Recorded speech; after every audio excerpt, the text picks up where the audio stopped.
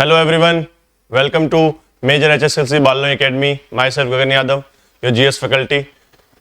And एक और class हो या करंट अफेयर्स, लेकिन आज करंट अफेयर्स होंगे इंटरनेशनल करंट अफेयर्स, जो मई 2026 के करंट अफेयर्स हैं, इंटरनेशनल करंट अफेयर्स हैं, जो भी न्यूज़ हैं, प्लेसेस इन न्यूज़ हैं, रिपोर्ट्स हैं, अवार्ड्स हैं आपके, या कोई भी कॉन्फ्रेंस है किसी भी तरह की, तो सब आज कवर करने वाले हैं.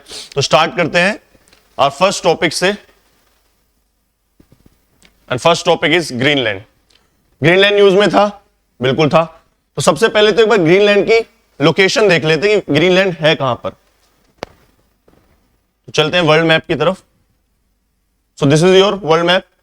तो ये देखोगे, this is your north America and this is your south America. और जब नॉर्थ अमेरिका के ऊपर देखोगे तो कनाडा मिलेगा, और कनाडा के कुछ आइलैंड्स हैं, एलिसमेयर आइलैंड्स एंड बैफिन आइलैंड्स.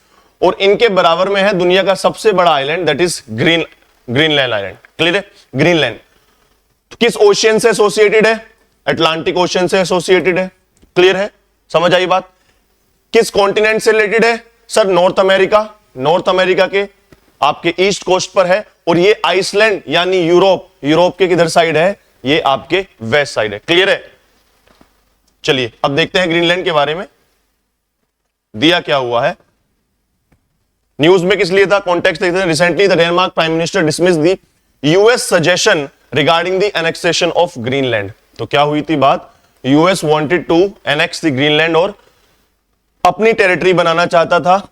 सबसे पहले देखोगे ग्रीनलैंड की ज्योग्राफिकल लोकेशन क्या है और उसकी इंपॉर्टेंस है क्या. सबसे पहले तो हम ये देखते हैं. अगर मैं आपको नॉर्थ पोल दिखाता हूं तो this is North Pole and this is Arctic Ocean. और आर्कटिक ओशियन के इधर साइड है North America, this is Greenland. और ये पीछे की तरफ पूरा का है रशिया. तो आप कहेंगे सर रशिया तो यूएसए से बहुत दूर है. जी नहीं, बहुत पास में है रशिया यूएस के. इवन अलास्का का जो पार्ट है वो रशिया के बिल्कुल एकदम पास में है. सो अगर नॉर्थ रशिया को मैं देखूं, सर्बिया का रीजन जहां से वो बहुत सारे अपने पोर्ट्स चला रहा है, वहां से अगर लोकेशन में यूएसए की देखूं तो बहुत क्लोज लोकेशन है यूएसए की या कि नॉर्थ अमेरिका की. तो ग्रीनलैंड उसके हिसाब से क्यों इंपॉर्टेंट हो जाता है कि सर आपने देखा एक पितुफिक स्पेस बेस है या थूले एयर बेस है, जो कि रशिया का क्या है सर? रशिया का एक यूएसए का एक बेस है. कहां पर है? ग्रीनलैंड में है. किस लिए इंपॉर्टेंस है? कि अगर कोई भी मिसाइल यहां से लॉन्च होती है रशिया से, तो यूएस मेनलैंड से पहुंचने से पहले ही उसको क्या कर लिया जाएगा? ट्रेस कर लिया जाएगा. और जैसे ही रडार उसे ट्रेस करेंगे और जैसे ही रडार ने उसे डिटेक्ट करा, तो जितनी पहले डिटेक्ट कर लोगे उतनी आसानी से कोई भी आती हुई मिसाइल क्या हो जाएगी? इंटरसेप्ट करने के चांसेस बढ़ जाते हैं. तो इसलिए क्या है sir, US forces northern most space है, critical for missile warnings and satellite tracking. यानी कि मिसाइल वार्निंग्स का मतलब क्या है? आप पहले ही उसको डिटेक्ट कर पा रहे हो. तो कहीं ना कहीं ये भी ग्रीनलैंड की एक सबसे इंपॉर्टेंट लोकेशन है यूएस के हिसाब से. दूसरा sir minerals, resources, natural resources, इसकी भी भरमार है ग्रीनलैंड के अंदर. इतना ज्यादा एक्सप्लॉइटेड नहीं है ग्रीनलैंड अभी तक. तो हो सकता है बिल्कुल आपको किसी भी तरीके के रिजर्व यहां मिल सकते हैं. क्लियर है? तो इसलिए ग्रीनलैंड अपने आप में बड़ा ही इंपॉर्टेंट पार्ट बन जाता है. और देख ले, its share the maritime border. मैंने बताया मैरीटाइम बॉर्डर शेयर करता है किसके साथ? कनाडा के साथ. This is Canada. उसके बाद आइसलैंड साउथ ईस्ट, साउथ और ईस्ट की तरफ यहां पर है आइसलैंड. क्लियर है? आइसलैंड नीचे की तरफ है. एंड नॉर्वे यानी कि इधर साइड देखोगे तो दिस इज योर नॉर्वे नीचे की तरफ आता है. It is an autonomous territory with in the kingdom of Denmark. Autonomous territory है लेकिन डेनमार्क किंगडम के अंदर ही आती है. तभी आपने देखा यहां पर हमारे वर्ल्ड मैप पे डेनमार्क लिखा हुआ था. क्लियर? कैपिटल क्या है सर? नूक कैपिटल है इसकी. बाकी मैंने आपको ये बता दिया. And this is flag of Greenland. Clear है? तो this is all about Greenland. और दूसरी बात, आप थोड़ा सा ज्योग्राफी के हिसाब से देख रहे हैं. ज्योग्राफी हम सब एज अ ज्योग्राफी सब्जेक्ट, उसके हिसाब से ग्रीनलैंड क्यों इंपॉर्टेंट है या ग्रीनलैंड के आसपास सर कुछ है क्या? बिल्कुल है. हम स्ट्रेट पढ़ते हैं. क्या पढ़ते हैं सर? स्ट्रेट पढ़ते हैं. What is straight? स्ट्रेट होती है जल संधि. क्या होती है? जल संधि. वो नैरो वाटर बॉडी जो दो किसी बड़ी वाटर बॉडीज को या तो कनेक्ट कर रही होगी या दो लैंड मासेस को सेपरेट कर रही होगी। क्लियर है? तो वो नैरो पैसेज, वो नैरो वाटर बॉडी जो किसी दो बड़ी वाटर बॉडीज को कनेक्ट कर रही है उसको बोलते हैं स्ट्रेट या जल संधि। क्लियर है? तो अगर आप ग्रीनलैंड को देखोगे, इधर साइड एलिसमेयर आइलैंड्स को देखोगे, तो इन दोनों के बीच में ऊपर से आर्कटिक ओशन से बैफिन बे से होते हुए नीचे अगर आप अटलांटिक ओशन में जाओगे तो एक छोटी सी नैरो वाटर बॉडी है और इसका नाम है नेयर्स straight. नेयर्स straight, NARES, नेयर्स straight. Clear? वहीं नेयर्स स्ट्रेट से नीचे की तरफ जब आओगे बैफिन बे से, जब लैब्राडोर सी में जाओगे आप, तो यहां पर बैफिन आइलैंड्स हैं। क्या पर है? बैफिन आइलैंड्स हैं। तो बैफिन आइलैंड्स और ग्रीनलैंड के बीच में ये एक नैरो वाटर बॉडी है, इसको बोलते हैं डेविस स्ट्रेट। क्या बोलते हैं सर? डेविस स्ट्रेट बोलते हैं। क्या बोलते हैं?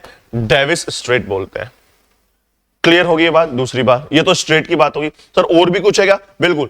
फिजिकल ज्योग्राफी में, ओशियनोग्राफी में हम क्या पढ़ते हैं? ओशियनोग्राफी के अंदर हम ओशन करंट्स पढ़ते हैं। क्या पढ़ते हैं? ओशन करंट्स पढ़ते हैं। अब ओशन करंट्स दो टाइप के होते हैं, कोल्ड और वार्म। क्या ग्रीनलैंड के पास कोई कोल्ड है? बिल्कुल है। अब वार्म तो यहां मिलेगा नहीं। सारा का सारा रीजन कैसा है सर? बहुत ठंडा रीजन है, पोल की तरफ हम जा रहे हैं, ऊपर आर्कटिक ओशन है, पूरा फ्रीज हुआ पड़ा है। तो क्या मिलेगा आपको? ये जो पानी मूव कर रहा होगा कैसा होगा? ऊपर से आता हुआ सर गर्म ही होगा, ठंडा ही होगा, ये बात तो तय है।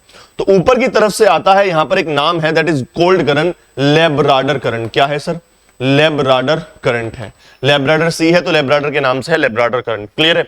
उसके बाद एक करंट और आता है जिसको यहां हम बोलते हैं ईस्ट ग्रीनलैंड करंट। क्या बोलते हैं? East Greenland current. वो भी करंट कैसा है सर? वो भी कोल्ड करंट है। क्लियर है? तो ये दो कोल्ड करंट्स हमने पढ़ लिए हैं, हमने स्ट्रेट्स पढ़ लिए हैं, ग्रीनलैंड की लोकेशन देख ली है, कहां पर है, किस लिए स्ट्रेटेजिक इंपॉर्टेंस है ग्रीनलैंड की। क्लियर है? चलिए आगे चलते हैं। और क्या प्लेसेस इन न्यूज थे? बिल्कुल, सेकंड टॉपिक आता है हमारा ड्रेक्स पैसेज। बड़ा इंपॉर्टेंट है Drake Passage. Now where is Drake passage?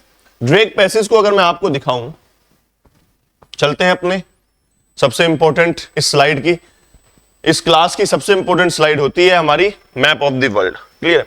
तो ये ग्रीनलैंड पढ़ा था हमने। अब ग्रीनलैंड से जब नीचे जाओगे आप तो एक कॉन्टिनेंट आएगा, that is South America. Clear है? South America. अब साउथ अमेरिका के जब नीचे जाओगे तो अर्जेंटीना लटका हुआ है, अर्जेंटीना लटका हुआ है। और अर्जेंटीना और इधर से आता है आपका, इधर से एक ऐसे नोक निकली हुई है आपकी, किसकी?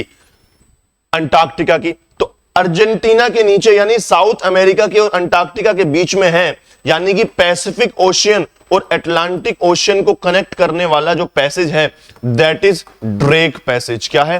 That is Drake Passage. Drake passage है। क्या है? यहां पर है आपका ड्रेक। लोकेशन पता चल गई है। चलिए अब देखते हैं ड्रेक पैसेज के बारे में है क्या। Drake passage, it is the widest passage in the world connecting Atlantic Pacific oceans. ये भी मैंने बताया, वाइडेस्ट पैसेज है इन द वर्ल्ड, जो करीबन 800 किलोमीटर का पैसेज है ये, जो अटलांटिक को और पैसिफिक ओशन को कनेक्ट कर रहा है। क्लियर? उसके बाद it lies between Cape Horn, southern of south America and south Shetland islands of Antarctica. या मैंने आपको बताया था, इसको केप हॉर्न बोलते हैं जो साउथ अमेरिका का बिल्कुल नीचे वाला है, और इसको बोलते हैं, ये अंटार्कटिका आ रहा है, और अंटार्कटिका का भी साउथ शेटलैंड आइलैंड्स है। क्या है? साउथ के शेटलैंड आइलैंड्स है। इन सबको, इन दोनों को सेपरेट करता है ड्रेक पैसेज। समझ आई बात? उसके बाद named after English privateer sir Francis Drake, whose ship was blown south near the passage in 1578 में। It served as an alternative to the Panama Canal। ये बहुत जरूरी है। अब आप अगर देखेंगे तो this was our North America. क्या था सर? ये नॉर्थ अमेरिका था कुछ इस तरीके से, ऐसे ही था नॉर्थ अमेरिका। और उसके बाद स्टार्ट होता है क्या? उसके बाद स्टार्ट होता है ये, दिस इज साउथ अमेरिका। तो अभी तो हम, जब हमें यहां जाना होता है अटलांटिक ओशियन में पैसिफिक ओशियन से, तो हम कहां जाते हैं? हम सर यहां से निकल जाते हैं। लेकिन जब पैनामा कैनाल नहीं बनी थी, कनाल, तो हमें कैसे जाना पड़ता था? सब इस तरीके से घूमकर हमें जाना पड़ता था। तो उस समय यही अल्टरनेट रूट था ड्रेक पैसेज, अपना अटलांटिक ओशन की तरफ जाने का या यूरोप की तरफ जाने का, इधर वेस्ट साइड से, साउथ अमेरिका वेस्ट और अमेरिका वेस्ट से जाने का। क्लियर है? दूसरा, previously known as the Mar de Hoces by Spanish navigator, notoriously rough seas make it dangerous and passes। मार दी हॉर्सेस बोलते हैं, मार दी हॉर्सेस बोलते हैं, मतलब बहुत ज्यादा वॉयलेंट है, यहाँ पर जो पानी है बहुत ज्यादा है। क्यों? रफ सी है, स्पेशली यहाँ पर वेस्टर्लीज बहुत ज्यादा चलती हैं और बड़ी स्ट्रॉन्ग वेस्टर्लीज चलती हैं, तो जो आपका पानी है, जो वेव्स हैं, वो बड़ा वॉयलेंट है, डेंजरस है यहाँ पर जो सी है। क्लियर है? उसके बाद एक चीज और ध्यान रखना, ये जो फोकलैंड आइलैंड है और अमेरिका, ये साउथ अमेरिका है, इसके बीच में एक स्ट्रेट है, दैट इज मैगलन स्ट्रेट है। ध्यान रखना, क्या है यहाँ पर सर? मैगलन स्ट्रेट है। इस बात को ध्यान रखना। एक स्ट्रेट और पढ़ लिया हमने, 3 स्ट्रेट पढ़ लिए हमने, नेयर स्ट्रेट, डेव स्ट्रेट और मैगलन स्ट्रेट, और ड्रेक पैसेज हमने पढ़ लिया। क्लियर है? एक ओशन करंट पढ़ लिया है, दैट इज दो ओशन करंट पढ़े हैं, लेब्राडोर करंट पढ़ा है और हमने ईस्ट ग्रीनलैंड करंट पढ़ा है, या उसको इरमिंगर बोल दो। उसके बाद यहीं पर है आपका फोकलैंड करंट। क्या है? फोकलैंड। यहां पर फोकलैंड आइलैंड्स है। क्लियर है? तो इन्हीं के नाम पर पड़ा है एक फोकलैंड ओशियन करंट। और ये कैसा होगा सर? ये भी कोल्ड करंट है। अब आप याद रखेंगे नेयर्स स्ट्रेट कहां था? नॉर्थ अमेरिका की तरफ था। समझ आई बात? फोकलैंड करंट कहां पर है सर? ये साउथ अमेरिका के नीचे है, यानी कि अटलांटिक ओशन की तरफ है। दोनों में समानताएं क्या है सर? दोनों ही कैसे थे? कोल्ड करंट थे, लेब्राडोर भी, नेयर्स भी और फोकलैंड करंट भी। समझ आई बात? क्लियर है? चलिए अब थोड़ा आगे चलते हैं ड्रेक पैसेज से और नेक्स्ट टॉपिक देखते हैं। नेक्स्ट टॉपिक क्या है? और नेक्स्ट टॉपिक है गल्फ ऑफ वेनेजुला, लेक मरकाइबो। बिल्कुल साहब, ये न्यूज में थी। और किस लिए न्यूज में थी आप सबको पता है। वेनेजुला क्यों न्यूज में था, लेक मरकाइबो क्यों न्यूज में थी, और लेक मरकाइबो इसलिए न्यूज में थी कि सर दुनिया का सबसे बड़ा ऑयल रिजर्व मिलता है यहां पर। क्या मिलता है? दुनिया का सबसे बड़ा ऑयल रिजर्व है वेनेजुला के अंदर, और लेक मरकाइबो उसके लिए सबसे ज्यादा इंपॉर्टेंट है। क्लियर है? ये गलत ऐड हो गया, इसमें इस पर ध्यान नहीं देंगे। देखो ध्यान से, तो gulf of Venezuela and lake Maracaibo है क्या? देखो ध्यान से। तो अगर आप वेनेजुला को देखोगे, पहली बात तो मैं वेनेजुला की लोकेशन आपको दिखा देता हूं कि वेनेजुला की लोकेशन है क्या। वेनेजुला की लोकेशन सेम मेरी, this is your north America, this is your north America, this south America. और साउथ अमेरिका के बिल्कुल नॉर्थ में आप देखोगे तो सबसे ऊपर एक कंट्री दिखाई देगी वेनेजुला, जिसकी कैपिटल क्या है? कराकस है। उसके बराबर में आपको एक कोलंबिया दिखाई देगी, बोगोता, और इधर साइड आपको सुरीनेम और गुयाना वगैरह आपको दिखाई देंगे। क्लियर है? तो बीच में है वेनेजुला और ऊपर है आपके कैरेबियन कंट्रीज हैं, जैसे जमैका है, बहामाज है, क्यूबा है और हैती वगैरह है, डोमिनिकन रिपब्लिक है। क्लियर? तो ये रहा वेनेजुला। और अब थोड़ा सा बड़ा मैप है, और वेनेजुला को अगर मैं जूम करूंगा तो कुछ वेनेजुला आपको इस तरीके से दिखाई देगा ऊपर। इधर कोलंबिया मैंने आपको बताया, और गल्फ ऑफ वेनेजुला से नीचे जाते हैं तो पड़ती है आपकी लेक मरकाइबो। क्या पड़ती है सर? लेक मरकाइबो पड़ती है। यहां हमने जूम किया, कहां जूम किया सर? इस जगह जूम किया, दिस इज लेक। अब इंपॉर्टेंट क्यों है sir? Gulf of Venezuela is a gulf of Caribbean sea located in this north western Venezuela near Colombian border. Lake Maracaibo connects the gulf of Venezuela via the narrow strait of Maracaibo. तो है क्या? यहां पर एक शहर है छोटा सा मराकाइबो, उसके नाम पर मराकाइबो लेक पड़ा है। और ये लेक मराकाइबो से जब गल्फ ऑफ वेनेजुला में जाते हैं, ये छोटा सा जो नैरो पैसेज है, नैरो स्ट्रेट है, इसको बोलते हैं मराकाइबो स्ट्रेट। समझ आई बात? उसके बाद the Maracaibo basin one of the world largest oil producing region and it's central to Venezuela's economy. ये आपको मैंने बताया क्यों मरकाइबो बहुत ज्यादा जरूरी है। क्लियर है? Venezuela and Colombia have a long standing maritime border disputes in the gulf of Venezuela over offshore islands and hydrocarbon rights. यानी कि जो यहां पर ऑफशोर आइलैंड्स हैं गल्फ ऑफ वेनेजुएला की तरफ, इनको लेकर हमेशा कोलंबिया और वेनेजुएला का डिस्प्यूट चलता आ रहा है। उसके बाद lake Maracaibo is largest lake in South America and one of the oldest on earth, estimated around 20 to 36 million years old. यानी कि सबसे पहली बात तो ये पता चली आपको कि लेक मरकाइबो कहां पर है सर? साउथ अमेरिका, उसमें साउथ अमेरिका में। कंट्री क्या है? वेनेजुएला में है। बिल्कुल सही बात। किस लिए इंपॉर्टेंट है सर? दुनिया के लार्जेस्ट ऑयल प्रोड्यूसिंग रीजन्स यहां पर है। बिल्कुल ठीक बात है। समझ आई बात? उसके बाद लेक मरकाइबो साउथ अमेरिका की लार्जेस्ट लेक है और दुनिया की सबसे ओल्डेस्ट लेक्स में से एक है। समझ आई बात? क्लियर। उसके बाद लेक मरकाइबो से जब आपको कैरेबियन सी में जाएंगे तो सबसे पहले कहां जाएंगे आप? गल्फ ऑफ वेनेजुएला में जाएंगे। तो गल्फ ऑफ वेनेजुएला और लेक मरकाइबो को कनेक्ट करने वाला स्ट्रेट क्या है सर? मरकाइबो स्ट्रेट है। समझ आई बात या नहीं आई? आगे की तरफ चलते हैं, देखिए। उसके बाद ऐसी क्यूबो डिस्प्यूट्स है।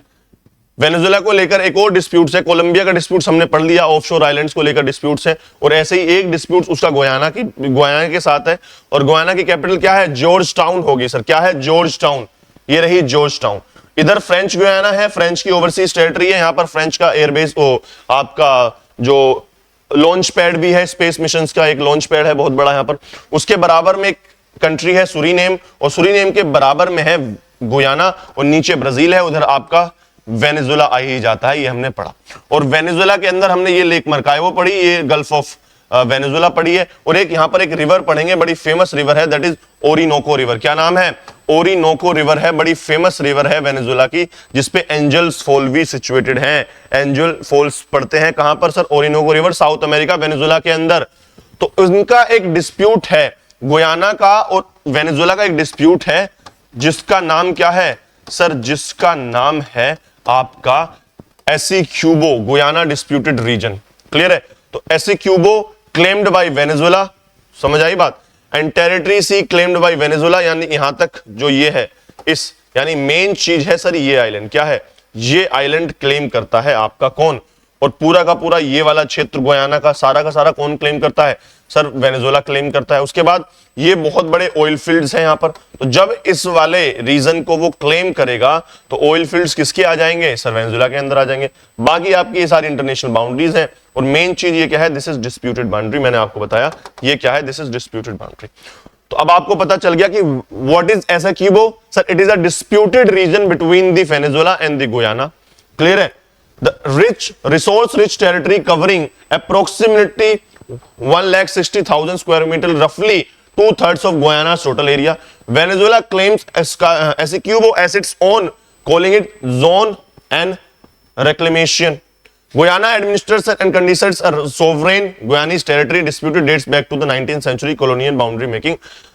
कॉलोनी के टाइम से है सर। कब से है? कॉलोनी के टाइम से है। ऐसा कोई भी डिस्प्यूट शायद ही होगा बाउंड्री का जो कॉलोनियल टाइम की वजह से ना हो। दुनिया में सारे जितने भी बॉर्डर डिस्प्यूट्स है ज्यादातर कॉलोनियल टाइम से ही पैदा हुए हैं। समझ आई बात? तो ध्यान रखेंगे डिस्प्यूटेड रीजन को किस किस कंट्री के बीच में है, किस चीज से रिलेटेड है। समझ आई? कौन क्लेम कर रहा है? चलिए, कॉन्टिनेंट क्या है, और अब आगे चलते हैं थोड़ा सा। अब एक बार रिवर्स देख लीजिए। अब हम जब साउथ अमेरिका इतना पढ़ ही रहे हैं तो हमने एक लेक पढ़ गई सर, लेक मैराकाइबो। समझ आई बात? एक लेक मैराकाइबो पढ़ ली है। उसके बाद हमने वेनेजुएला पढ़ा। समझ आई बात? वेनेजुएला पढ़ा, मैराकाइबो स्ट्रेट पढ़ लिया हमने। समझ आई बात? उसके बाद एक बड़ी फेमस रिवर मैंने आपको बताई थी, ओरिनोको रिवर। क्या बताई थी सर? ओरिनोको रिवर है। ओरिनोको रिवर वेनेजुएला की सबसे फेमस रिवर है, जिसमें एंजल फॉल्स सिचुएटेड है। और ओरिनोको रिवर कहां गिरती है सर? अटलांटिक ओशन में जाकर गिरती है। और उसी जगह पर आप देखेंगे ये डॉट डॉट लाइन है इक्वेटर पास होती है साउथ अमेरिका में ईसीबी से। इंग्लैंड क्रिकेट बोर्ड, क्या है? इंग्लैंड क्रिकेट बोर्ड, यानी कि इक्वाडोर होगा कोलंबिया से नीचे, जिसकी कैपिटल क्या है? क्विटो। उसके बाद कोलंबिया है, अभी बताया मैंने, बगोता। और नीचे ये ब्राजील है, और ब्राजील से पास होती है, दैट इज ब्राजीलियन सिटी, उसकी कैपिटल है। तो ये तीन कंट्रीज है जहां से इक्वेटर साउथ अमेरिका से पास होती है। लेक मरकाइबो मैंने पढ़ा दिया। उसके बाद क्या है? यहां पर आपने देखा होगा सबसे पहले जब हम क्लास करी थी तो हमने यहाँ कुछ गैलापागोस आइलैंड्स पढ़े थे। तो वो गैलापागोस आइलैंड वो है जहां से इक्वेटर पास होती है, और वो किसका हिस्सा से सर? इक्वाडोर का हिस्सा थे गैलापागोस आइलैंड। याद है ना? बिल्कुल याद है सर, हो जाएंगे याद, नहीं होंगे तो याद करा देंगे। ओरिनोको रिवर पढ़ ली, गैलापागोस आइलैंड पढ़ लिया, लेक मरकाइबो पढ़ लिए, साउथ अमेरिका से लिए, वेनेजुएला की कैपिटल कराकस हमने पढ़ ली है। समझ आई बात? उससे डिस्प्यूटेड रीजन हमने पढ़ लिया है यहाँ पर, ऐसा क्यूबो। समझ आई बात? उसके बाद एक बड़ी फेमस रिवर है, दुनिया की सबसे largest river, that is Amazon river. क्या है? अमेज़न रिवर है सर, दुनिया की सबसे लार्जेस्ट रिवर है अमेज़न रिवर। समझ आई बात? तो दे रही है आपकी अमेज़न रिवर, जो इक्वेटर के ऊपर से निकलती है। उसके बाद एक बड़ी फेमस रिवर है पराना रिवर। क्या है? पराना रिवर है आपकी, उसको ध्यान रखना। पराना रिवर नीचे रियो दी ला प्लाता में गिरती है जाकर, यहाँ यूरुग्वे पड़ता है, यूरुग्वे के क्षेत्रों में जाकर पड़ती है। समझ आई बात? तो पराना रिवर, ओरिनोको रिवर और अमेज़न रिवर। अमेज़न की एक बहुत बड़ी ट्राइब्यूटरी है, दैट इज मदीरा। क्या है? मदीरा उसकी ट्राइब्यूटरी है, बड़ी फेमस ट्राइब्यूटरी है अमेज़न की। दुनिया की लॉन्गेस्ट नहीं, लार्जेस्ट रिवर माना जाता है। लॉन्गेस्ट कौन सी है सर? नाइल रिवर है, उसको भी अभी हम देखेंगे थोड़ी देर में। चलिए, समझ आई बात? क्लियर है? तो ये हो गया आपका साउथ अमेरिका। आई होप अच्छे से साउथ अमेरिका कर लिया। और आगे चलते हैं जल्दी से कैरेबियन सी की तरफ। अब आप कैरेबियन सी को अगर देखोगे, कैरेबियन सी को अगर मैं दिखाऊं कहां है कैरेबियन सी, तो देखो आप ध्यान से। हमने यहीं पर क्या पढ़ा? हमने पढ़ा सर वेनेजुएला, और ये पूरा साउथ अमेरिका पढ़ा नहीं पढ़ा? यहां मैंने आपको ड्रेक पैसेज से पनामा कैनाल बताई थी कि सर जब पनामा कैनाल नहीं बनी थी तो यहां से लोग घूमकर जाते थे इस तरीके से। अभी कहां है? यहीं से बना दिया है, तो यहीं से हम निकल जाते हैं और जहां जाना है पहुंच जाते हैं, पूरा रास्ता बच जाता है हमारा। क्लियर है? तो ऐसे ही जस्ट जैसे ही आप वेनेजुएला के ऊपर देखोगे, पानी की तरफ देखोगे, तो आपको कुछ कंट्रीज आइलैंड्स मिलेंगे, बहुत सारे आइलैंड्स मिलेंगे। That is that is Caribbean islands, और यहीं पर है आपका पूरा का पूरा दिस इज कैरेबियन सी। क्या है ये सर? कैरेबियन सी है। समझ आई बात? चलिए अब देखते हैं कैरेबियन सी के बारे में क्या दे रखा है। कंट्रीज एक बार देख लेते हैं कैरेबियन में कौन कौन सी कंट्रीज आती हैं, और सबसे इंपॉर्टेंट कंट्री आपने जरूर सुना होगा दैट इज जमैका। क्या सुना होगा आपने जी? जमैका सुना होगा। क्यों सुना होगा जमैका सर?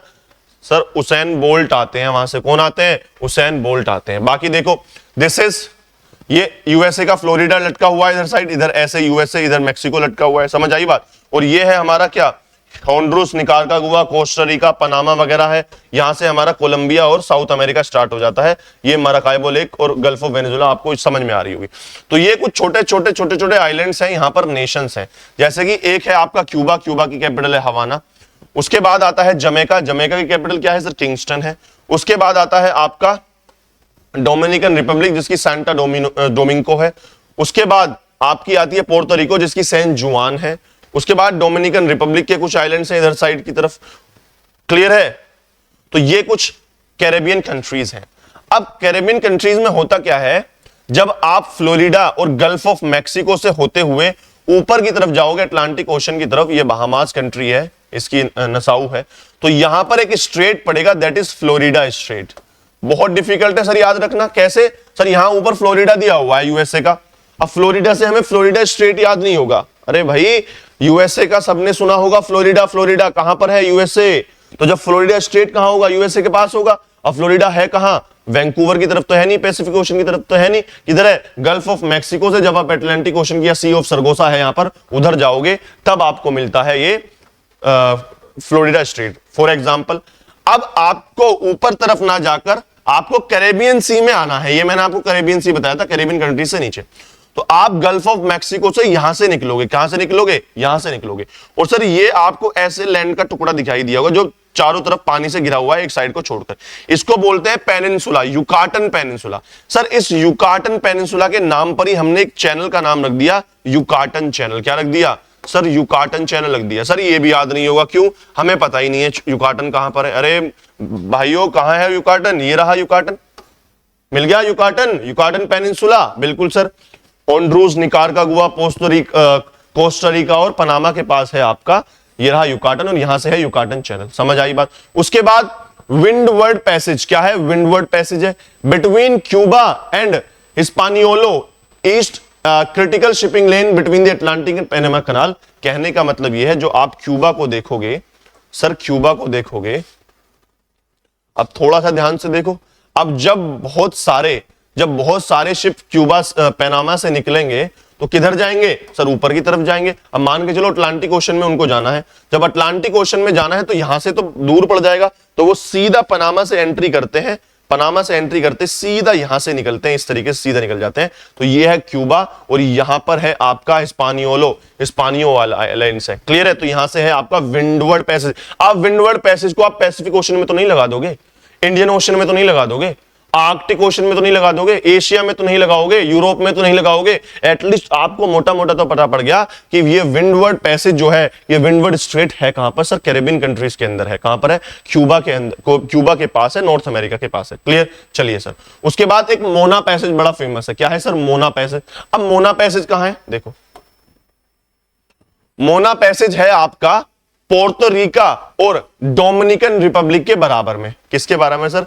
एक तो पोर्टो रिका कंट्री है जमैका की, उसकी ये this is your Puerto Rico, और उसके बराबर में है आपकी डोमिनिकन रिपब्लिक जिसकी कैपिटल क्या है? Santiago capital. उन दोनों के बीच में है मोना पैसेज। क्या है? Mona passage separate Hispaniola from Puerto Rico, connects Atlantic with Caribbean sea. अभी आपको मैंने बताया कि अटलांटिक को कैरेबियन से कनेक्ट करता है। बिल्कुल। और लास्ट बचता है आपका Anegada passage, separate Virgin Islands from the Lesser Antilles, Virgin Islands from the Lesser Antilles. देखो क्या है, देखो जब पोर्टो रिका से इधर की तरफ जाएंगे तो कुछ आपको वर्जिन आइलैंड्स मिलेंगे। क्या मिलेंगे सर? वर्जिन आइलैंड्स मिलेंगे। और ये है लेसर एंटिलीज। क्या है? ये लेसर एंटिलीज है। तो यहां पर पड़ता है आपका, यहां पर पड़ता है क्या? एनेगादा पैसेज पड़ता है। समझ में आई? क्या पड़ता है सर? एनेगादा पैसेज पड़ता है आपका यहां पर। तो कितने पढ़ लिए हमने सर? फ्लोरिडा स्ट्रेट पढ़ा हमने सबसे पहले तो, उसके बाद युकाटन पेनिनसुला पढ़ा है, उसके बाद हमने मोना पैसेज पढ़ा है, उससे पहले विंडवर्ड पैसेज पढ़ा था, और सबसे लास्ट में हमने पढ़ा था एनेगादा पैसेज पढ़ा है। और दूसरा रिवाइज करो, सबसे नीचे क्या पढ़ा था हमने, ड्रेक पैसेज पढ़ा था, साउथ अमेरिका और अंटार्कटिका के बीच में जो पैसिफिक और अटलांटिक को जोड़ रहा था। उसके बाद सबसे ऊपर हमने ग्रीनलैंड में नेयर्स पढ़ा, डेविस स्ट्रेट पढ़ा, समझ आई बात या नहीं आई। और यहां पर क्या क्या पढ़े, फ्लोरिडा पढ़ा, युकाटन पढ़ा सर, विंडवर्ड पढ़ा हमने, मोना पढ़ा और एनेगादा पैसेज पढ़ा। याद हो गए नहीं हो गए, एटलीस्ट थोड़ा तो आइडिया हो गया कि इस कंट्री के अंदर है, किस कॉन्टिनेंट पर है, किस ओशन के अंदर है, मैप से इतना तो याद हो गया। अब आकर अपने आप क्वेश्चन में धीरे धीरे आप क्वेश्चन निकाल जाओगे। और नेक्स्ट टॉपिक की तरफ चलते हैं, द गर्ड इथियोपिया। गर्ड इथियोपिया, अब है क्या Ethiopia? What the capital of Ethiopia? Ethiopia की कैपिटल है सर अद्दिस अबाबा। सर इथियोपिया है कहां? अभी तो आधे बच्चों को यही नहीं पता कि सर इथियोपिया है कहां। सर हमें नहीं पता इथियोपिया कहां है। सर यही होगी ऑस्ट्रेलिया में। अरे भाई ऑस्ट्रेलिया में नहीं है, कहां है? यह है आपका अफ्रीका। क्या है ये? This is your Africa. और अफ्रीका का हॉर्न अगर देखोगे, क्या देखोगे? हॉर्न, सींग है अफ्रीका का। कैसा है सींग? सर सींग कुछ इस तरीके से दिखता है। उसका क्या दिखता है? सींग जो है सीड की तरह है, यानी एस फॉर सोमालिया, ये रहा बिल्कुल ऊपर सोमालिया, ई फॉर इथियोपिया, ये रहा पीछे की तरफ इथियोपिया, जब जूम करके मैप में देखोगे, ई फॉर एरिट्रिया, छोटी सी कंट्री है सोमालिया के ऊपर इथियोपिया, और डी फॉर आती है आपकी जिबूटी। जिबूटी यहां है, एरिट्रिया यहां है, सोमालिया है, इथियोपिया है। तो ये 4 कंट्रीज हैं हॉर्न ऑफ अफ्रीका के अंदर। उसमें से हमें पढ़ना क्या है? उनमें सर इथियोपिया पढ़ना है, जो कि पीछे की तरफ पड़ता है। क्या पड़ता है? पीछे की तरफ पड़ा है, देखो ध्यान से। चलिए इथियोपिया की तरफ चलते हैं, वो क्या दिया हुआ है इथियोपिया के बारे में देखो। इथियोपिया अनाउंस्ड, क्या कह रहा है? Ethiopia announced the final completion of dams construction. जी लीजिए भाई, डैम बना दिया। कहां पर डैम बनाया है और क्यों डैम बनाया है? सर ये रहा एरिट्रिया। क्या है सर? ये रहा एरिट्रिया, ये रहा इथियोपिया। उसके बाद इधर क्या था? इधर से सोमालिया था, इधर साइड। इधर क्या था? दिस इज जिबूटी था। और ये क्या है सर? ये है हमारा एरिट्रिया। समझ आई बात? और इधर आता है हमारा साउथ सुडान। ये पूरा का पूरा क्या है सर? ये साउथ सुडान है। समझ आई बात? क्लियर है? और साउथ सुडान में भी हम नामीब डेजर्ट पढ़ते हैं, रेड सी के सहारे सारे। चलो, तो वो ये बोल रहा है कि हम क्या बना रहे हैं? डैम बना रहे हैं। लेकिन डैम बन कहां रहा है सर? डैम बन रहा है ब्लू नाइल पर। सर नाइल तो सुना था, ब्लू नाइल क्या होती है? दी हाँ, जो नाइल रिवर है या नील की जो नदी है, नील नदी, वो 2 नदियों मिलकर बनी है। 2 नदियों से किसकर? सर एक तो ब्लू नाइल है और एक व्हाइट नाइल है। क्या है सर? एक ब्लू नाइल है और एक व्हाइट नाइल है। सफेद नील और नीली नील, ब्लू नाइल रिवर है। समझ आई बात? अब जो व्हाइट नाइल है ये चलती है, आपने सुना होगा, विक्टोरिया लेक से। विक्टोरिया लेक है कहां पर सर? केनिया के बॉर्डर पर है, युगांडा और तंजानिया के बॉर्डर पर है। तो इन तीनों कंट्रीज के इस बॉर्डर पर, तीनों ट्राई जंक्शन से निकलती है एक बहुत बड़ी river, that is white Nile river. और ऐसे ही एक टान लेक है। क्या है सर? एक टान लेक है इथियोपिया के अंदर, वहां से निकलती है ब्लू नाइल। और ये दोनों जब जाकर, जो खार्तूम है, सुडान की कैपिटल खार्तूम में जाकर ये दोनों रिवर मिल जाती हैं और यहां से बनती है नाइल रिवर। समझ आई बात? और जब आगे की तरफ जाओगे तो इजिप्ट ने अपने यहां पर एक आसवान डैम बनाया हुआ है, हम पढ़ाते हैं इसमें आसवान डैम। अब आसवान डैम से ही यहां पर एक लेक बनती है, लेक करीबा। अब फॉर एग्जांपल पानी रोक दोगे तो पीछे पानी रुक जाएगा, तो उससे एक लेक बनती है। सरदार सरोवर है, बहुत सारी जैसे हमारे यहां भी लेक्स हैं। ऐसे ही यहां पर बनी सर करीबा लेक। क्या बनी? करीबा लेक बनी आसवान डैम की वजह से।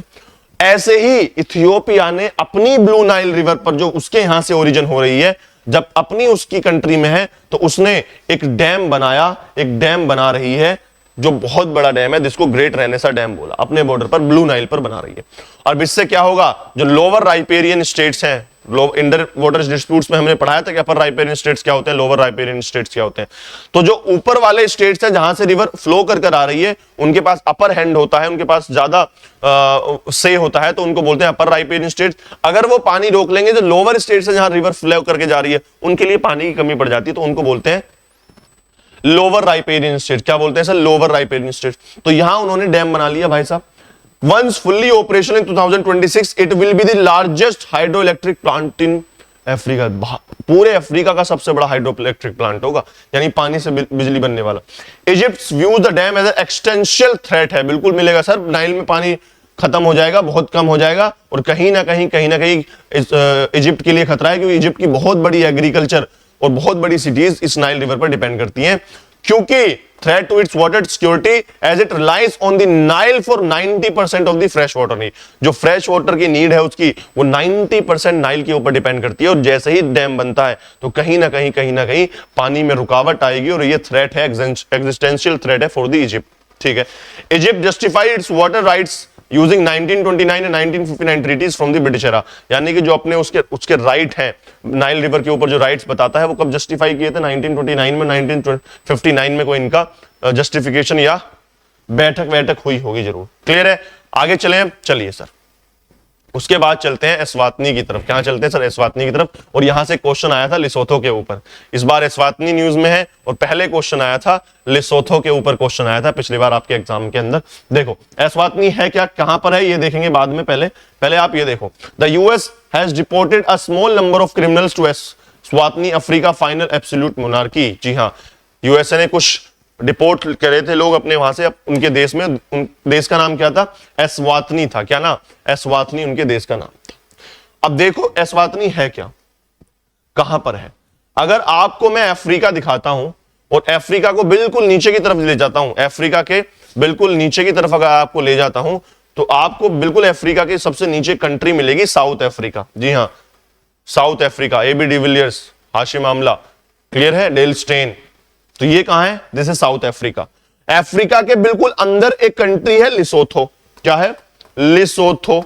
और यहां पर मोजाम्बिक और साउथ अफ्रीका के बॉर्डर पर एक कंट्री है, दैट इज एस्वातनी। एस्वातनी जो हम अभी बातें करने वाले हैं। तो आपको इसकी लोकेशन पता पड़ गई वर्ल्ड में कहां है। सर एशिया में तो नहीं कर दोगे, साउथ अमेरिका में तो नहीं कर दोगे, नॉर्थ अमेरिका में तो नहीं कर दोगे, कहां है एस्वातनी? सर अफ्रीका के, साउथ अफ्रीका के यहां पर है, और दो कंट्रीज बॉर्डर शेयर करती हैं उससे, चारों तरफ से उसको घेरा हुआ है। किसने घेरा हुआ है सर? एक तरफ तो साउथ अफ्रीका ने घेरा हुआ है, और दूसरी तरफ किसने घेरा हुआ है सर?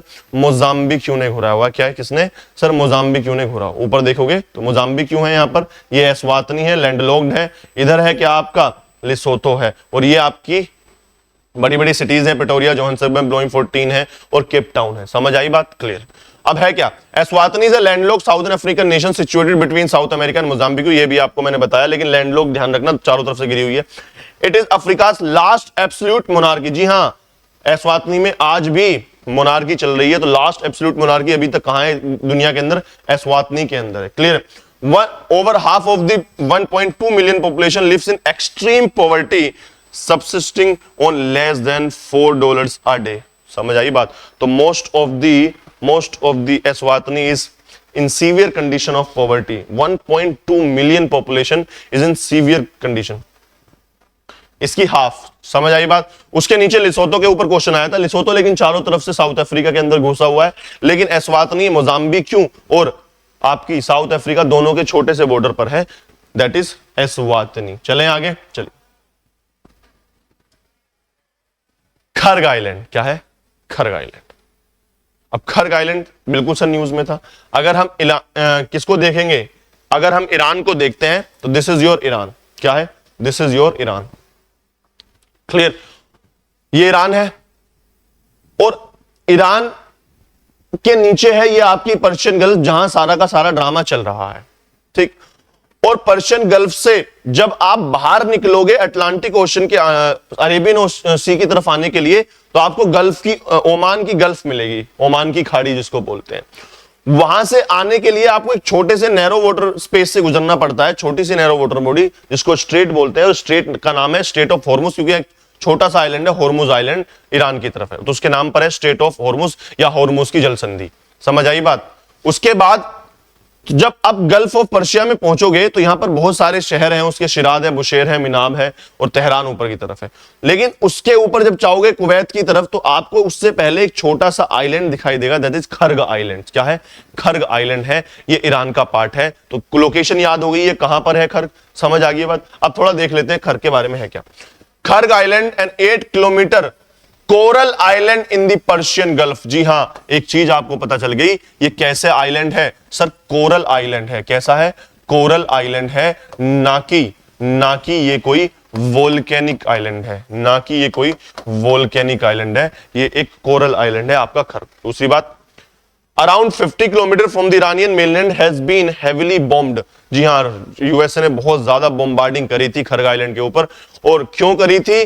क्योंकि referred to as the orphan pearl of the Persian Gulf, the island which sits barely 25 kilometers off Iran coast process 90% of the Tehran's crude oil exports and serve as the jugular of the country's cash trapping economy। जी हाँ, सबसे ज्यादा process 90% of Tehran crude oil export. Sir 90% Iran का जो process है, जो crude oil है, वो कहां प्रोसेस होता है? खर्ग आइलैंड में। इसलिए इसका एनर्जी हब बोला जाता है। ये एनर्जी कैपिटल है खर्ग आइलैंड, किसकी? ईरान की। इसी को बम्बार्डिंग करी थी यूएसए ने। तो खर्ग आइलैंड याद हो गया, स्टेट ऑफ हॉर्मुज याद हो गया। अब आगे चलते हैं जरा, नतांज एनरिचमेंट प्लान। ये आपने नतांज बार बार सुना होगा, तो आपको पता होना चाहिए कि नतांज एनरिचमेंट प्लांट या नतांज न्यूक्लियर फैसिलिटी कहां पर है? जी कहां पर है सर? बिल्कुल ईरान के अंदर ही है सर। कहां पर है? ईरान के अंदर।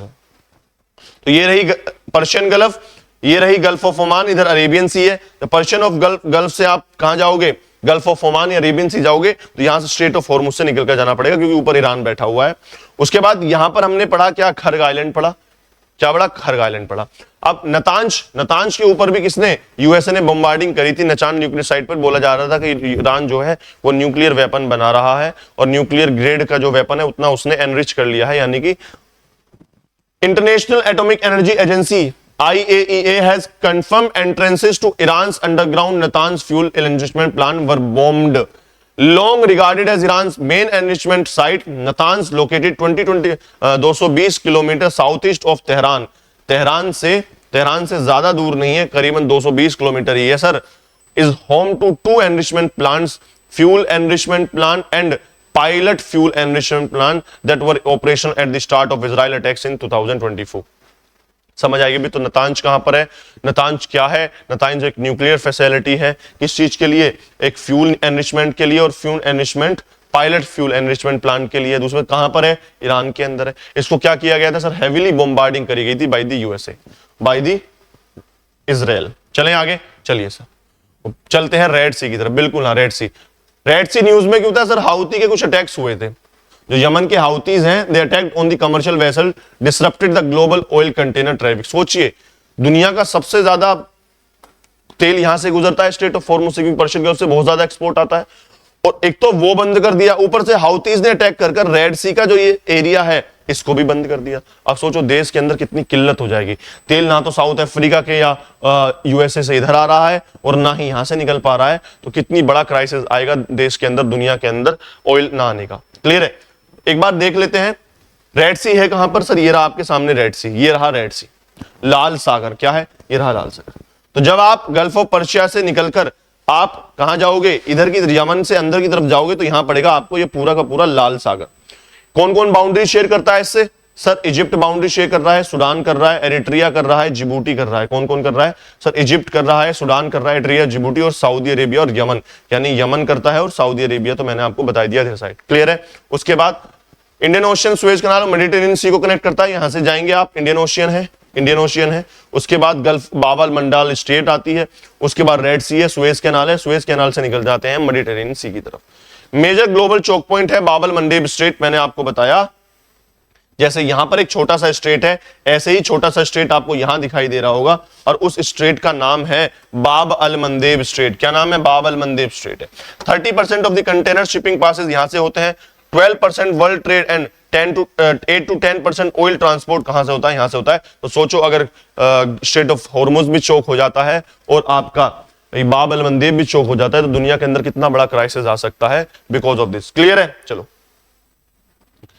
नेक्स्ट चलते हैं बाब अल मंदेब। अभी मैंने आपको बता दिया बाब अल मंदेब कहां पर है सर? ये रही यमन, गल्फ ऑफ एडन है। और आप जब रेड सी की तरफ जाओगे तो ये छोटे से नैरो वाटर बॉडी से क्रॉस करना पड़ेगा। बाब अल मंदेब क्या है sir? Bab al Mandeb connects Red sea and gulf of Aden between Africa and Arabian peninsula, controlled partially by Djibouti, Eritrea and Yemen तीनों ही देश पार्शियली इसको control करते हैं। Major route for Middle East oil to Europe, यानी Middle East से जो oil export होता है यूरोप के लिए, उसका सबसे इंपॉर्टेंट ये रूट है बाब अल मंदेब। तो ध्यान रखेंगे, स्ट्रेट ऑफ हॉर्मुज, बाब अल मंदेब हमने पढ़ लिया है, रेड सी हमने पढ़ लिया है। उसके बाद हमने क्या क्या स्ट्रेट पढ़े हैं? सबसे पहले नेयर स्ट्रेट पढ़ा, डेविस स्ट्रेट पढ़ा ग्रीनलैंड में।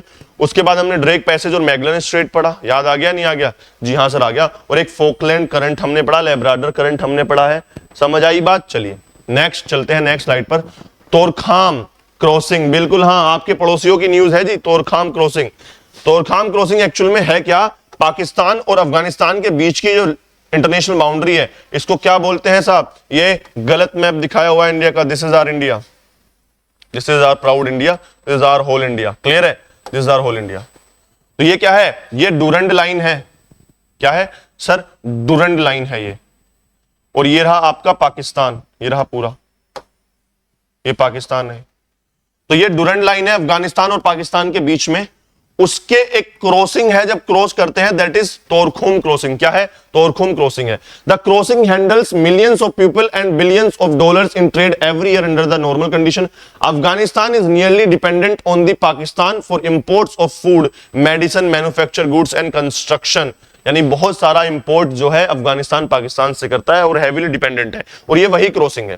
Pakistan in turns exports cement through textile processed foods other industrial goods into Afghanistan, and Pakistan traders use Afghanistan as a transit route to reach landlock central Asian markets, Uzbekistan, Tajikistan और Kyrgyzstan. यानी जो उनको अगर ऊपर जाना है तो यहीं से तारखुम क्रॉसिंग से निकल कर जाते हैं और मिडिल एशिया की तरफ वो निकल जाते हैं। समझ में आई? तो ये इसलिए बहुत जरूरी है, बहुत इंपॉर्टेंट है। क्लियर? चलिए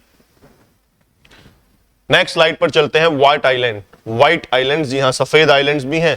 तोरखुम क्रॉसिंग पता चल गई आपको किस दोनों देशों के बीच में है, किस लिए इंपॉर्टेंट है उन दोनों देशों के लिए, लोकेशन, कॉन्टिनेंट, स्टेट सब पता पड़ गया। चलो, तो व्हाइट आइलैंड कहां पर है सर? आपको एक नाम दिखाई दे रहा होगा, न्यूजीलैंड। अब न्यूजीलैंड कहां पर है सर? न्यूजीलैंड जब आप ऑस्ट्रेलिया को देखोगे, दिस इज योर ऑस्ट्रेलिया, और ऑस्ट्रेलिया से जब आप ईस्ट की तरफ देखोगे, थोड़ा सा कहां देखोगे? ऑस्ट्रेलिया से ईस्ट की तरफ देखोगे तो आपको, दिस इज योर प्यारा भारत, ये हमारा प्यारा भारत, दिस इज एशिया, और एशिया से जब नीचे देखोगे तो आपको मिलेगा ऑस्ट्रेलिया, और ऑस्ट्रेलिया के जब आप राइट हैंड साइड में देखोगे ईस्ट में तो आपको एक कंट्री मिलेगी न्यूजीलैंड। क्या मिलेगी आपको? न्यूजीलैंड। तो न्यूजीलैंड के इसी हिस्से में है white island. White island news में किस लिए था अभी देख लेते हैं सर। क्या आ गया था सर? अर्थक्वेक आ गया था। क्या आ गया था सर?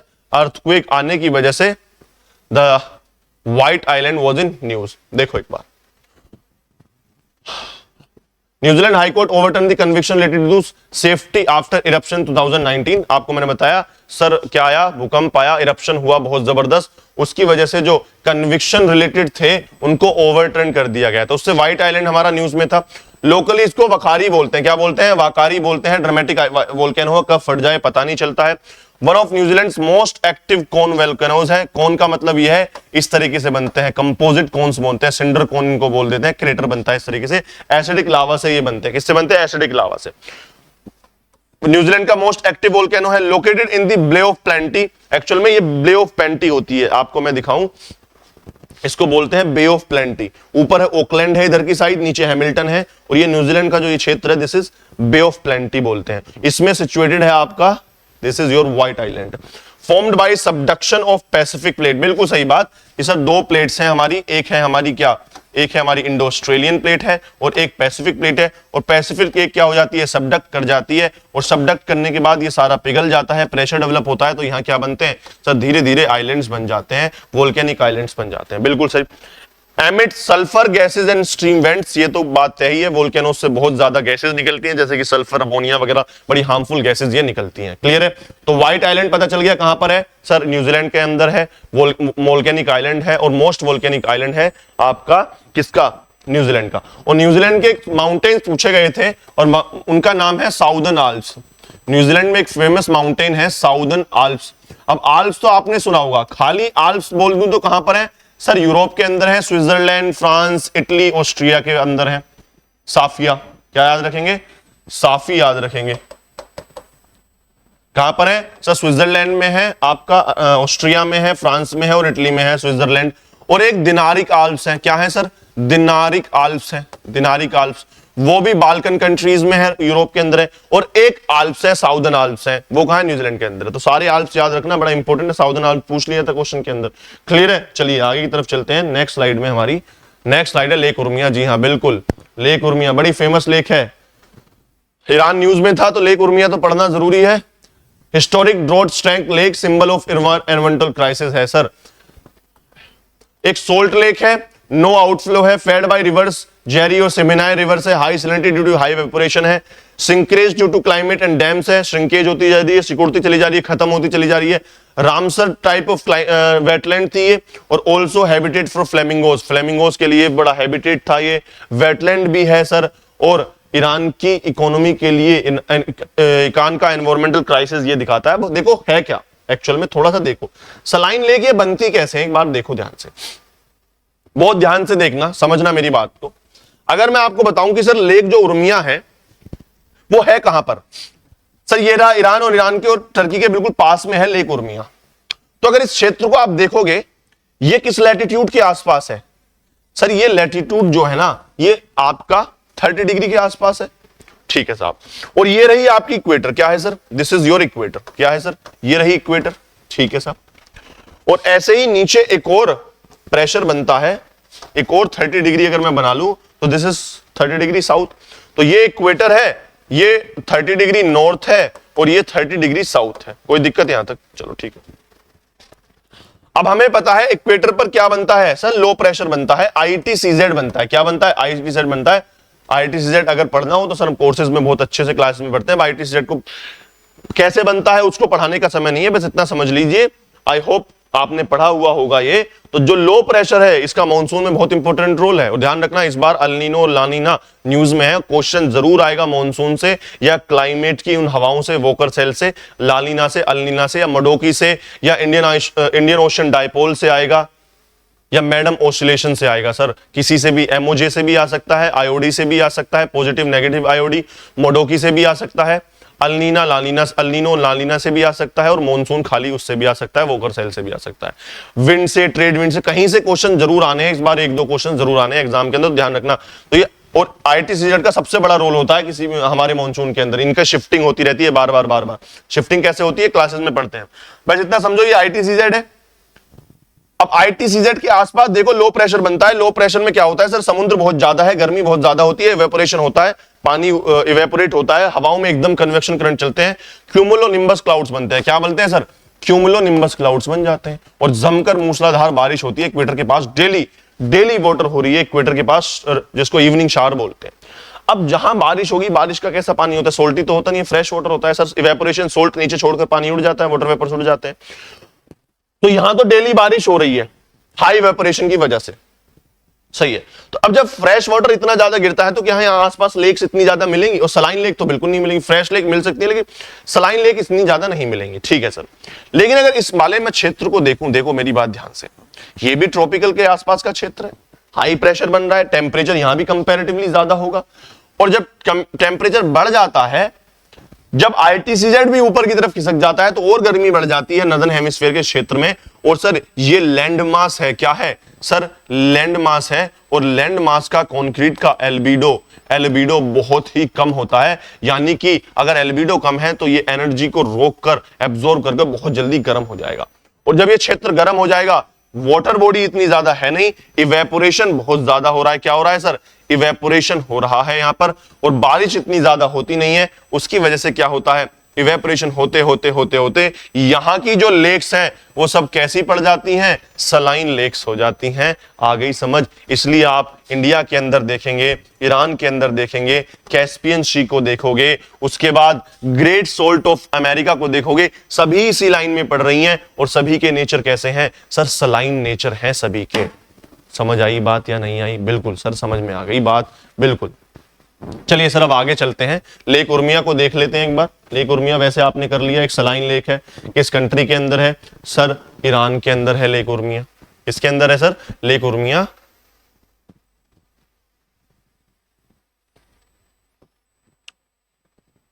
ईरान के अंदर है, ठीक है। चलिए सर, तो ये थे कुछ प्लेसेस इन न्यूज, बहुत जरूरी प्लेसेस इन न्यूज थे, और भी बहुत ज्यादा है, आने वाले महीने में और क्लासेस लेकर आएंगे, जो पीछे के हैं वो भी कराए हैं अलग अलग। जो पिछली क्लासेस हुई थी उसमें भी हमने कुछ रीजंस हमने कराए थे, कुछ प्लेसेस न्यूज कराए थे। उसके बाद चलते हैं जरा स्पोर्ट्स के ऊपर। तो स्पोर्ट्स के अंदर हर साल ग्रैंड स्लैम टूर्नामेंट्स होते हैं। ग्रैंड स्लैम टूर्नामेंट्स क्या है सर? टेनिस के कुछ टूर्नामेंट्स होते हैं, हर साल किए जाते हैं ऑर्गेनाइज, ठीक है सर।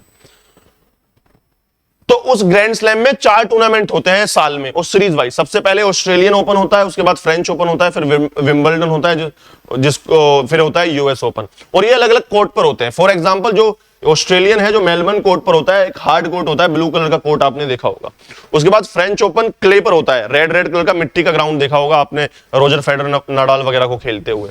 विंबलडन चैंपियनशिप से ग्रास पर होता है, आपने ग्रास पर देखा होगा, हरी हरी ग्रास पर रोलेक्स की वॉचेस बनी रहती हैं, वहां पर होता है, सब सूट वूट पहनकर बैठे रहते हैं। और एक सबसे लास्ट में, साल के सबसे एंड में होता है यूएस ओपन। ये भी हार्ड कोर्ट पर होता है। कैसे होता है? हार्ड कोर्ट पर होता है ये भी। तो इसी सीरीज में हर साल किए जाते हैं 4 ग्रैंड स्लैम टूर्नामेंट्स हैं किसी भी हमारे टेनिस के। तो उसमें फ्रेंच ओपन अभी चल रहा है, और जिस दिन मेरी क्लास हो रही है उससे नेक्स्ट डे फ्रेंच ओपन का फाइनल है। ज़ेवरेव फाइनल में पहुंच चुके हैं साहब, इनका फाइनल है। तो अगले महीने करंट अफेयर लेके आएंगे, उसमें फ्रेंच ओपन बताएंगे कि फ्रेंच ओपन जीता कौन है, और उम्मीद है ज़ेवरेव जीत जाए शायद, देखो। लेकिन ऑस्ट्रेलियन ओपन हो चुका है, तो ऑस्ट्रेलियन ओपन के विजेता कौन है देख लो एक बार। ऑस्ट्रेलियन ओपन जो सबसे पहला ग्रैंड स्लैम का टूर्नामेंट होता है, उसके चैंपियन बने हैं मेंस सिंगल्स में कार्लोस अल्कराज बने हैं। जबरदस्त परफॉर्मेंस कर रहे हैं सर, जेनिक सिनर वगैरह को भी पीछे छोड़ दिया। उसके बाद एलिना बनी है विमेन सिंगल्स में सर, ये चैंपियन बनी है विमेन सिंगल्स में। तो मैन और विमेन दोनों का होता है, और मिक्स भी खेले जाते हैं और डबल भी खेले जाते हैं। क्लियर है? तो मेन फोकस हमारा इस पर है। समझ आई बात? तो आपने ऑस्ट्रेलियन ओपन कंक्लूड हो चुका है, उनके चैंपियंस को देख लिया। कार्लोस अल्कराज जीते हैं हमारे ऑस्ट्रेलियन ओपन को 2026 को। और विमेन चैंपियनशिप की अगर बात करें, विमेन सिंगल्स में बात करें, तो एलिना जीती हैं उसको ऑस्ट्रेलियन ओपन को। फ्रेंच ओपन का जिस दिन मैं क्लास ले रहा हूं उससे नेक्स्ट डे फाइनल होने वाला है, फाइनलिस्ट डिसाइड हो गए हैं दोनों में। समझ आया? उसके बाद विंबलडन होता है, और सबसे लास्ट में साल में क्या होता है सर? यूएस ओपन होता है। क्लियर है? चलिए, आई होप समझ में आ गया होगा। और नेक्स्ट टॉपिक की तरफ चलते हैं, that is UEFA Champions league. बिल्कुल साहब, यूएफए चैंपियंस लीग यूरोप की चैंपियंस लीग होती है। क्या होती है? यूरोप की चैंपियन लीग होती है, जैसी यूएफए नेशंस लीग होती है और एक चैंपियंस लीग होती है। नेशंस में क्या होता है? कंट्रीज पार्टिसिपेट करती हैं, जितनी भी यूरोपियन कंट्रीज हैं ज्यादातर सब पार्टिसिपेट करती हैं, उसको बोलते हैं यूएफए नेशंस लीग। और यूएफए एक चैंपियंस लीग होती है। यही यूएफए जो फुटबॉल एसोसिएशन है यूरोप की, वही कराती है चैंपियंस लीग भी और नेशंस लीग भी। चैंपियंस लीग होती है जितने भी क्लब्स हैं यूरोप के अंदर, उनके आपस में एक टूर्नामेंट किया जाता है। सर मैंने आपको बताया, ये रहा, UEFA Champions League is the most prestigious annual club football competition in Europe organised by UEFA. It brings together top football clubs from the Europe leagues to compete for the title of European Club Champion, या Champions League बोल देते हैं इसको। इस often called the World Cup of the clubs। जो clubs हैं Europe के, उनका वर्ल्ड कप भी बोला जाता है, क्योंकि दुनिया के सबसे स्ट्रॉन्गेस्ट फुटबॉल क्लब्स इसमें पार्टिसिपेट करते हैं। समझ आई बात? क्लियर है? तो इस साल जो 2026 में अभी हुआ है, उसको जीता है किसने sir? One and only PSG ने, पेरिस सेंट जर्मेन ने। और हराया किसको है सर? इंटर मिलान को उन्होंने हराया है फाइनल के अंदर। क्लियर है? तो ध्यान रहेगा। चलिए, फर्स्ट एवर, पहली बार पीएसजी जीती है सर चैंपियंस लीग को, ध्यान रखना। उसके बाद जी हाँ, एक और टेनिस का करंट है, that is Miami open. What is Miami open? Sir tennis का एक टूर्नामेंट होता है मियामी ओपन यूएस के अंदर। तो उसके विनर कौन रहे हैं ध्यान रखना? इटली के हैं Jannik Sinner, secured a landmark victory against in the Miami Open, defeating Jiri Lehecka को हराया है इन्होंने 6-4 6-4 इन द फाइनल। 6-4 6-4 से फाइनल में हरा दिया है मियामी ओपन। तो मियामी ओपन के विजेता कौन है सर? कौन है? Jannik Sinner. जेनिक सिनर है। क्लियर है? Jannik Sinner. अब उन्होंने सनशाइन डबल जीता है। सनशाइन डबल होता क्या है? Refer to the winning Indian Wells and Miami Open in the same season. यानी कि एटीपी मास्टर 1000 टूर्नामेंट जो होते हैं among the most prestigious event after the grand slam. Roger Federer last completed sunshine double in 2017 before Sinner. Novak जोकोविच hold the multiple sunshine doubles title including streak from 2014 to 2016। यानी Miami open को जो जीतना और Indian Wales को जीतना, जो Indian Wales के टूर्नामेंट्स होते हैं उनको जीतना, इन दोनों को जब जीतते हो तो आप बोलते हैं सनशाइन डबल हो गया। तो सबसे लास्ट में 2017 में रोजर फेडरर ने किया था, और नोवाक जोकोविच हैं, उनको सबसे ज्यादा मल्टीपल सनशाइन डबल टाइटल्स मिले हुए हैं, और उन्होंने स्ट्रीक बनाई थी 2014 से 2017। 16। तो ये तो शायद ही पूछा जाएगा, लेकिन ये पूछा जा सकता है इस बार के मियामी ओपन के विनर कौन रहे हैं, या मियामी ओपन किस चीज से रिलेटेड है, किस गेम से रिलेटेड है, दैट इज टेनिस। समझ आई बात? क्लियर है? नेक्स्ट चलें आगे की तरफ। चलिए थोड़ा सा और देख लेते हैं। जी हां, संघाई कोऑपरेशन ऑर्गेनाइजेशन जो है आपकी, संघाई कोऑपरेशन ऑर्गेनाइजेशन मिनिस्टर्स की मीटिंग हुई थी। कहां हुई थी ये देख लीजिए। Was held in Bishkek, Kyrgyzstan, with the focus on regional security, counter terrorism and defence corporation. अब इस मीटिंग के बारे में देख लेते हैं। तो एससीओ की डिफेंस मीटिंग होती है, ये कैसे होती है? Held under Kyrgyzstan, Kyrgyzstan chairmanship में हुई है। Mark 25th anniversary of SCO, highlighting it's growing relevance, reflect the need for coordinated responses in an increasing unpredictable global security environment. 4th Indian African forum summit हुई है। चलो इसको देखो। तो पहली बात इतना ध्यान रखना है, संघाई कोऑपरेशन ऑर्गेनाइजेशन की जो इस बार की डिफेंस मिनिस्टर्स की जो मीटिंग है वो कहां पर हुई है? किर्गिस्तान के अंदर ऑर्गेनाइज कराई गई है। किसकी सर? किर्गिस्तान के अंदर ऑर्गेनाइज कराई गई है। और ये रहे हमारे इंडियन के मिनिस्टर्स, मिस्टर एस जयशंकर जो इंडिया को रिप्रेजेंट कर रहे थे एससीओ की इस मीटिंग में। क्लियर? चलिए तो लोकेशन ध्यान रखना कहां पर हुई है? किर्गिस्तान के अंदर हुई है। एक अवार्ड पढ़ेंगे थोड़ा सा। अवार्ड पिछली बार भी मैंने 2015 के कराया था। इंटरनेशनल बुकर प्राइज को मैंने अलग बताया था, और एक बुकर प्राइज। दो प्राइज होते हैं, इंटरनेशनल बुकर प्राइज और Booker Prize. International Booker Prize दिया जाता है जब कोई आदमी किसी और लैंग्वेज में लिखी हुई फिक्शन को, क्या लिखी हुई किसी भी बुक को किसमें ट्रांसलेट करता है? इंग्लिश में ट्रांसलेट करता है, उसको मिलता है इंटरनेशनल बुकर प्राइज, जो बेहतर करेगा। और बुकर प्राइज होता है जो ओरिजिनली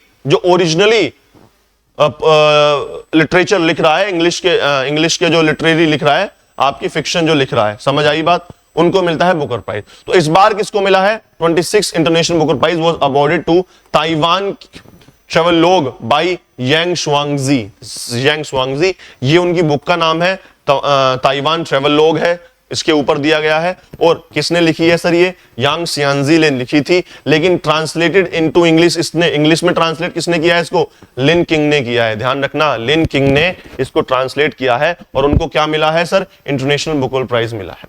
तो formally Man Booker International prize बोला जाता था। It is the awarded annually for the long form fiction और short stories collection translated into English. मैंने बताया जो फिक्शन या लॉन्ग या शॉर्ट जो होती हैं, लॉन्ग फॉर्म फिक्शंस होती हैं, शॉर्ट स्टोरीज होती हैं, उनको इंग्लिश में ट्रांसलेट करने के लिए बुकर प्राइज दिया जाता है, International Booker Prize. Eligible works must be originally written in a non English language and published in UK Ireland between 1 May to इतने में। बहुत समझ आई बात या नहीं आई? यानी कि वो ओरिजिनली सबसे पहले किसी नॉन इंग्लिश लैंग्वेज में लिखा हो, तब उसको इंग्लिश लैंग्वेज में करा हो। समझ आई बात? तो 2026 में मैंने आपको कराया था, याद होगा, हार्ट लैम्प को मिला था, बानू मुश्ताक की जो हार्ट लैम्प थी उसको मिला था, जो कन्नड़ा में लिखी हुई थी दीपा बस्ती ने। Became the first Kannada work to win. उसके बाद बुकर प्राइज किसको मिला था? It is a separate award and awarded for the best English language novel. Indian winners include Arundhati Roy को गॉड ऑफ स्मॉल थिंग्स, और किरण देसाई है, और अरविंद अधिगा है, इनको मिला हुआ है। तो बुकर प्राइज मिलता है जो ओरिजिनली इंग्लिश फिक्शन में लिखी जाती है बुक, उसको मिलता है। इंटरनेशनल बुकर प्राइज किसी और लैंग्वेज में लिखी गई और ट्रांसलेट किया उसको इंग्लिश में, उसके ऊपर मिलता है। समझ आई बात? क्लियर? चलिए उसके बाद चलते हैं वर्ल्ड हैप्पीनेस रिपोर्ट पर। बिल्कुल हाँ, सबसे पहले तो वर्ल्ड हैप्पीनेस 2026 रिलीज हुई है। सबसे पहले तो देखिए इंडिया की पोजीशन क्या है सर। इंडिया की पोजीशन है आपकी 116। क्या पोजीशन है सर? 116 है, यानी पहले 118 थी हमारी हैप्पीनेस के अंदर, 116 है, यानी हमने स्लाइटली इंप्रूवमेंट शो किया है। दूसरी बात, the bottom 3 countries are Malawi और सियरा लियोने, और है आपकी अफगानिस्तान जो 147 पर आती है। सबसे लास्ट में कौन है? 147 के अंदर है।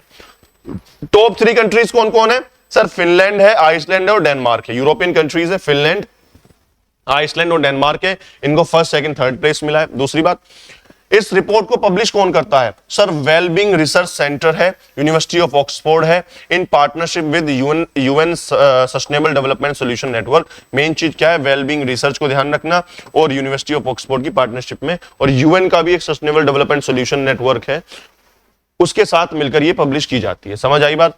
The report points out excessive social media use is negatively affecting the wellbeing of young people. यानी जो सोशल मीडिया का एक्सेसिव यूज है वो नेगेटिवली अफेक्ट कर रहा है वेलबींग ऑफ द पीपल। इसके क्या क्या इंडिकेटर्स हैं?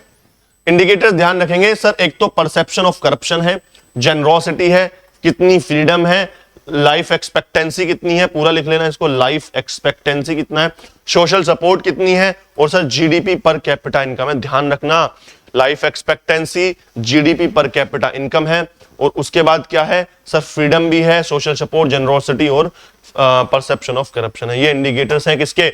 वर्ल्ड हैप्पीनेस रिपोर्ट के। चलिए आगे की तरफ चलते हैं सर, और नेक्स्ट टॉपिक है UAE exit from the OPEC and OPEC plus. बिल्कुल, अभी मैंने लास्ट टाइम में हमने शायद किया था, ये जो ओपेक है, Organisation of petroleum exporting Countries जो हैं, और ओपेक प्लस, उसमें से आपके जो यूएई साहब हैं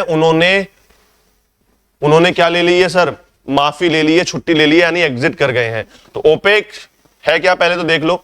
organisation of petroleum exporting countries and intergovernmental organization है, 1960 में ये बनी, और उसके जो फाउंडिंग मेंबर्स हैं वो ये हैं कुछ, Saudi Arabia, Iran, Venezuela and Kuwait. कितने हो गए सर? 1 2 3 4, और एक है आपका लास्ट में इराक। इराक भी क्या है सर? फाउंडिंग मेंबर है ओपेक का। यूएस नहीं है, यूएस हमेशा ओपेक से कुछ ना कुछ परेशान रहता ही है। उसके बाद ऑब्जेक्टिव क्या है ऑर्गेनाइजेशन को? पेट्रोलियम सप्लाई को और डिमांड पॉलिसीज को कंट्रोल करना। अभी मेंबरशिप 11 की है सर, किस किस की है?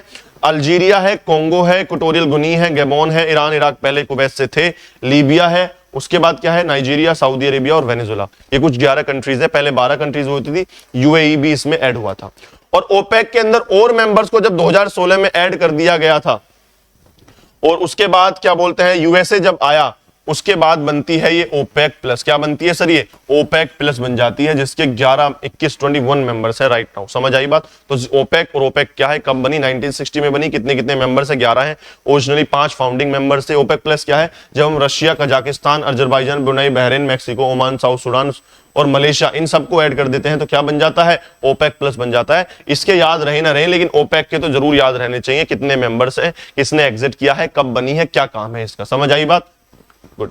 चलिए, और लास्ट टॉपिक आज का, दैट इज ड्रुजबा पाइपलाइन। जी हां, ड्रुजबा पाइपलाइन क्या है? The resumption of Russian oil flow through the Ukrainian section of Druzhba pipeline led to Hungary to lift its veto on 90 billion EU loan to Ukraine. अब ये बहुत बड़ी एक pipeline है ड्रुजबा, जिसको फ्रेंडशिप पाइपलाइन बोलते हैं। Is one of the world largest and longest world crude pipeline connecting Russia oil fields to central and eastern Europe है।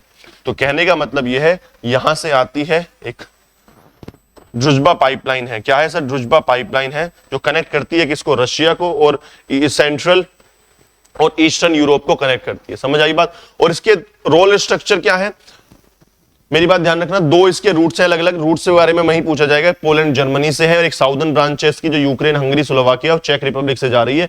इसके अंदर और कहीं ना कहीं लीकेज भी इसमें ड्रुजबा के अंदर पकड़ी गई थी। आपको याद हो तो ड्रुजबा के अंदर लीकेज पकड़ी गई थी। तो ध्यान रखना, ड्रुजबा पाइपलाइन है क्या? कुछ भी नहीं है। ड्रुजबा पाइपलाइन सर रशिया और सेंट्रल यूरोप या ईस्टर्न यूरोप में तेल भेजने के लिए एक पाइपलाइन बनाई हुई है जो कनेक्ट करती है रशिया और यूरोप को, एशिया और यूरोप को कनेक्ट कर रही है। 2 इसके पार्ट है, नॉर्दर्न पार्ट और साउदर्न ब्रांच है। क्लियर है? समझ आई बात? चलिए, तो I hope that's all for today. ये पहले भी कराया हुआ है तो इतना ज्यादा डीप में करने की जरूरत नहीं थी। दूसरी क्लासेस रिवाइज कर लेना एक बार। तो ये थे कुछ आपके places in news. Places in news पे थोड़ा गौर करना, क्योंकि क्वेश्चंस बहुत ज्यादा पूछे जाते हैं। जितनी भी वोल्केनोज हैं, जितने भी आइलैंड्स हैं, कोई भी प्लेस है किसी भी तरीके का अगर न्यूज में होता है, तुरंत उसको लिखिए अपने, और मैप में जाकर देखिए वो कहां पर है, और उसके बारे में कुछ आपको नॉलेज मिल जाती है, या उस न्यूज़पेपर में या उस न्यूज में कुछ दिया हुआ है तो उसको तुरंत नोट डाउन करके लिख लीजिए, आपके एग्जाम पॉइंट ऑफ व्यू की वजह से। क्योंकि इस तरीके से ही क्वेश्चन बनते हैं। डायनेमिक्स से उठाकर स्टैटिक पूछे जाते हैं। एक पूरा फ्रेम क्वेश्चन बनाया जाएगा, उसमें 2 क्वेश्चन डाल देंगे स्टैटिक पार्ट के और 2 करंट के डाल देंगे, और दोनों से पूछ लेंगे सवाल, और ऑप्शन आ जाएगा 1 2 3 2 3 4 नहीं आएगा। पूछेगा या 1 सही है, 2 सही है, 3 सही है, 4 सही है। वो पूछेगा ही नहीं आपसे कि कौन कौन से ऑप्शन सही है, वो पूछेगा कितने सही है ये बता दीजिए आप मुझे। तो इसके लिए आपको बहुत इन डेप्थ स्टडी करनी पड़ेगी, एक एक चीज को बहुत ध्यान से पढ़ना पड़ेगा। क्लियर है? आप भी मेहनत करते रहिए, हम भी मेहनत कर रहे हैं। तब तक के लिए ऑल द बेस्ट, तैयारी करते रहिए। जय हिंद।